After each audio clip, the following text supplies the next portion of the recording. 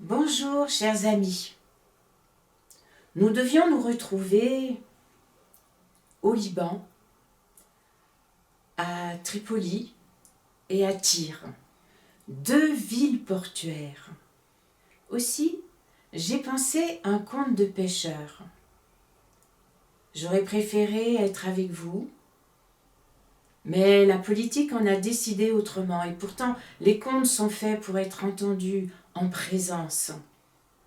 Mais l'Internet est mieux que rien. À bientôt. Et donc, il était une fois, il était deux fois, il était trois fois, il était 1000 fois, où il n'était pas un pêcheur qui chaque matin partait en mer.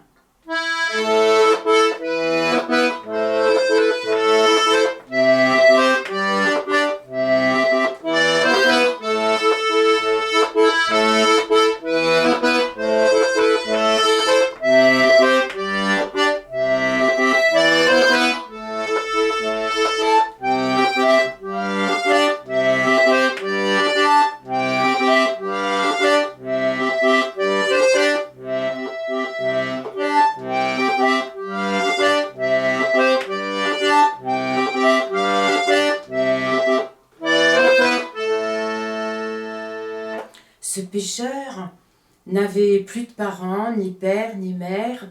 Il n'avait pas de femme, il n'avait pas d'enfant. Il souffrait un peu de solitude, mais tous les matins, il partait en mer, pêcher le poisson, et le soir, il rentrait, le vendait, rentrait chez lui, faisait à manger et se couchait. Ainsi allaient les jours. Et un matin, qu'il est parti en mer,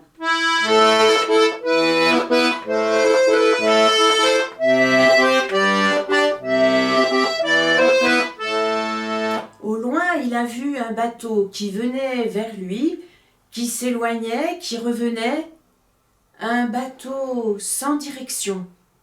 Intrigué, il s'est dirigé vers le bateau abandonné, et d'en bas, « Ohé, du bateau, il y a quelqu'un ?» Il est monté sur le bateau. Il a cherché d'un côté, de l'autre, partout, il a crié. Nulle réponse. C'était étonnant, car tout était propre et bien rangé. Si l'équipage avait essuyé une tempête et qu'ils soient tous passés par-dessus bord, il devrait y avoir des algues, du sable sur le pont, et les filets devraient être sans dessus-dessous. Plusieurs choses devraient être arrachées, et le tout dans un grand désordre. Mais tout était en ordre. Il est allé dans des cabines, et puis il est allé dans la cabine du capitaine. Et là aussi, tout était bien rangé. En levant les yeux, il a vu sur le mur un cadre, une peinture, une jeune femme. Il l'a trouvée très jolie. Il a regardé un peu partout, c'était pas dans sa nature. Mais ça a été plus fort que lui. Il a pris le cadre, l'a décroché, et l'a parti avec lui, il est redescendu sur son bateau, et puis il est rentré chez lui. Quand il a ouvert la porte, juste en face, il y avait un mur nu. Là, il a accroché la femme au portrait. Il s'est reculé et il a pu voir ses beaux cheveux longs, noirs comme la nuit, comme la mer quand il fait nuit, et avec les reflets quand la lune joue sur les vagues. Il s'est un peu rapproché et il a vu des yeux couleur de mer et un sourire énigmatique. Il l'a surnommée Sirène. Il est allé se coucher et le lendemain matin, Il a ouvert la porte et il s'est retourné.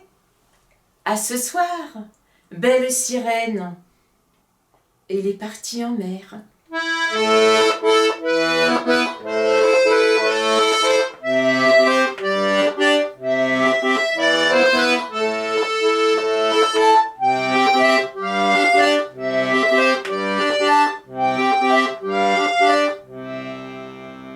Et le soir, il est revenu, il a vendu son poisson.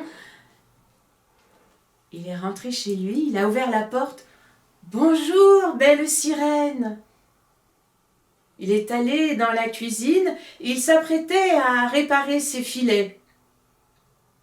Ils étaient très bien rangés, il les avait mis en tas. Il a voulu réparer les trous, mais il n'y avait plus de trous. C'est bizarre. Il s'est fait à manger, il est allé se coucher, et le lendemain matin, il est parti en mer, et avant de partir, il s'est retourné et il lui a dit « À ce soir, belle sirène !»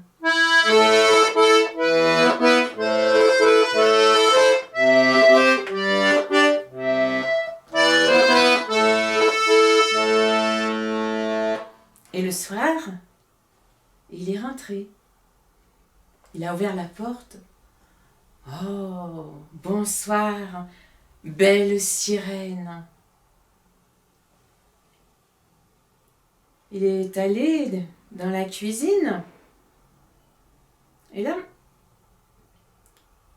la vaisselle était propre et rangée. Il se souvenait que le matin, il l'avait laissée. Il était parti un peu en vitesse. Bon. Peut-être qu'il ne se souvient pas bien. Peut-être qu'il a fait. Des fois, on fait des choses, on ne s'en rend pas compte. Il s'est fait à manger et il est allé se coucher. Et le lendemain matin, au moment où il a fermé la porte, « À ce soir, belle sirène !» Il a refermé la porte et puis il a pris la mer.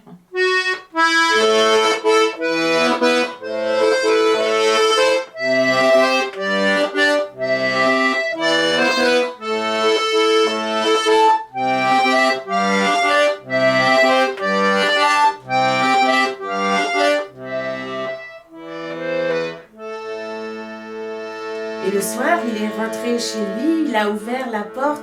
« Bonsoir, belle sirène !» Et à ce moment-là, il a senti une odeur délicieuse de soupe de poisson. Il est rentré dans la cuisine, le bouillon bouillait. Et ça, quand même, ça lui était jamais arrivé. Bizarre, bizarre. Enfin, il a mangé la soupe et il est allé se coucher. Le lendemain matin, il s'est levé, il a dit « Bonsoir, belle sirène, à ce soir !» Il s'apprêtait à aller en mer. Mais en allant sur le port, c'était bizarre quand même toutes ces histoires qui lui arrivaient ces jours-ci. Il voulait en avoir le cœur net. Il a rebroussé chemin. Il est retourné à sa maison. Il a tout doucement, sans faire de bruit, tourné la poignée de la porte. Il a ouvert la porte. Et là, il y avait bien le cadre. Mais la jeune femme, elle n'y était plus. Il a entendu du bruit dans la cuisine. Aussi, tout doucement, délicatement, il a défait le cadre du mur, il a glissé vers la cave et il a cherché un grand sac pour l'y cacher. Il est remonté de la cave, il est allé tout doucement dans la cuisine et délicatement il a posé sa main sur l'épaule de la jeune fille. Elle a immédiatement sursauté, elle était effrayée, elle a couru vers l'entrée pour se réfugier dans le cadre. Il n'y était plus. Lui s'est approché d'elle, il a cherché à la rassurer par des mots, des gestes. Il lui a caressé le visage, il lui a dit « Je suis seule ». Ma solitude me pèse, et si tu acceptes, moi je veux bien t'épouser. » Elle a accepté. Ils se sont mariés.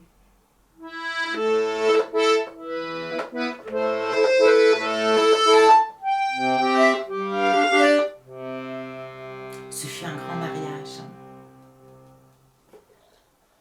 Et le lendemain matin, eh ben, il est parti en mer.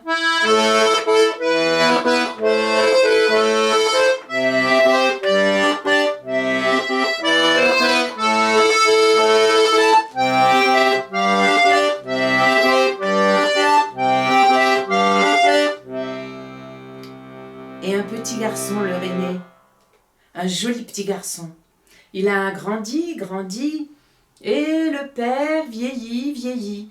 Quant à elle, elle était toujours aussi belle, toujours aussi fraîche, avec toujours ce petit sourire énigmatique et ses yeux couleur de mer. Le petit garçon disait « Papa, emmène-moi avec toi !» Et la maman disait « Mais non, tu es bien trop petit !» Et à force de grandir, le père de vieillir, un jour, le petit garçon est parti avec son père.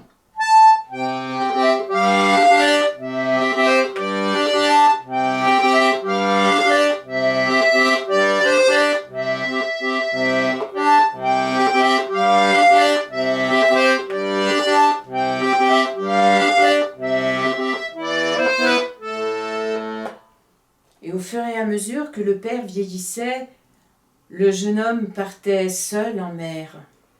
Puis la mer est devenue difficile à pêcher.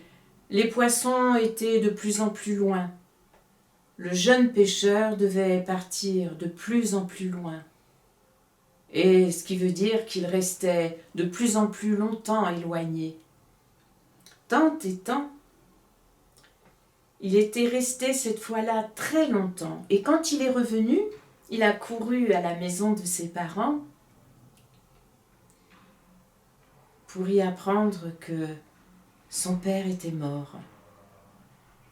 Il a vu au cimetière la pierre tombale de son père avec son nom gravé, mais il n'y avait pas le nom de sa mère. Il est allé dans la maison, il a cherché partout, nulle trace de sa mère. Il est allé jusque dans la cave. Il a mis la cave sans dessus-dessous, et à la fin, il a trouvé un grand sac. Et dans ce sac, un cadre. Et sur ce cadre, un portrait. Le portrait de sa mère. Qu'est-ce qu'elle était belle. Qu'est-ce qu'elle est belle. Il n'avait plus de raison de rester dans cette ville, dans cette maison. Il a pris le cadre avec lui. Et puis, il est monté sur son bateau.